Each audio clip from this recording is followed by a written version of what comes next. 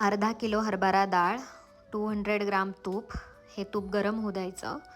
त्यात त्या डाळीचं जे पीठ बनवलेलं आहे ते ॲड करायचं आणि ते भाजून घ्यायचं तुपावरती. तूप लागेल तसं तुम्ही ॲड करू शकता आणि त्याचा कलर चेंज होतं. हे टोटल 45 मिनिट्सपर्यंत तुम्ही करायचं.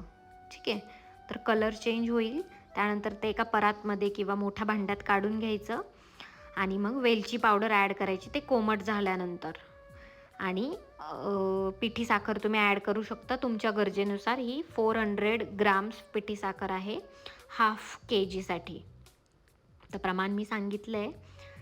थोडंसं तूप ॲड करून वरतून तुम्ही कन्सिस्टन्सी चेक करू शकता. तर आता हे प्रमाण योग्य आहे. तर लाडू वळला जाते आणि हे बदाम तुम्ही ॲड करू शकता. काजू किशमिश तुमच्यापासून